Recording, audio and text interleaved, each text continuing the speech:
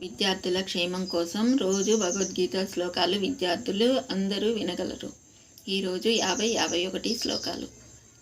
బుద్ధియుక్తో జహాతీహ ఉభే సుకృత దుష్కృతే తస్మాద్యోగాయ యుజ్యస్వ యోగః కర్మసు కౌశలం.